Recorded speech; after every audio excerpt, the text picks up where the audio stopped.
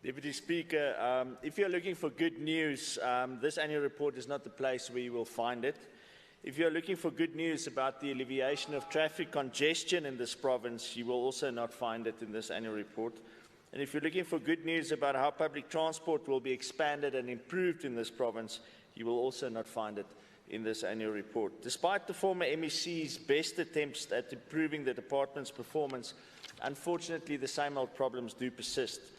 And I might be exaggerating when I say there is no good news. In fact, there is one piece of good news, and that is that the whole top structure of this department has been filled and is currently in a stable condition. But let's get back to some of the persisting problems that's facing this department. Road building and rehabilitation projects remain behind schedule. If a project is not stuck in supply chain process delays, it comes to a screeching halt because of non-performance by construction companies. Then there are legal challenges, as well as business forums who close sites when these mafia-type organizations want a cut of the pie without actually performing any work. And as I've said numerous times before, transport in our province is the lifeblood required to stimulate and grow our economy. The ability to move people and goods is key to the functioning of an economy, and is also key in providing our citizens access to opportunities that they desperately need. We can forget to attract any investment to Gauteng if prospective investors cannot effortlessly move their goods to the market. We cannot stimulate the township economy if small businesses cannot get their products to the market. Unless we decide that Gauteng must exclusively become a service economy where everybody works remotely, the lack of movement and people will inhibit our economy. So today I want to say to our Premier that before you go and promise the world to our province, you need to get the basics right first, or your grand plans will fail. Without buses, taxis, cars, bicycles, people, trains and trucks moving freely in our province, we cannot give our people access to opportunities.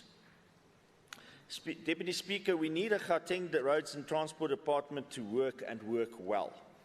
And it needs to be able to focus on its core mandate of regulating transport, improving public transport opportunities, and building and maintaining schools, and not become a courier company. This brings me to e-tolls. The Gauteng Cabinet has committed this department to the added responsibility of maintaining the freeways in the province, for which it does not have the capacity. We need to rethink the commitment made by the Premier and his Cabinet on behalf of our province. Gauteng just cannot afford this additional R2 billion liability. In fact, we are also concerned about the commitment to the R12.9 billion towards the e-toll debt. And we are concerned that the original debt has ballooned from 20 billion to almost 50 billion rand, and we have to take a share in that. The Gauteng government's proposal of funding through a hybrid model is also unclear. It sounds like increase in casino taxes and license fees will be used for the loan repayment. The Gauteng government wants to pay the loan off over a long term. This means that the original amount of 12.9 billion will attract interest as well.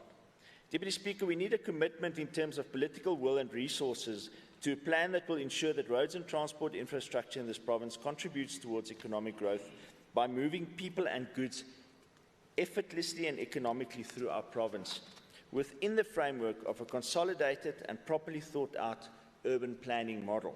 However, the only way we will get rid of the current ANC chaotic approach to developing this province is to replace it with a DA government. Thank you very much.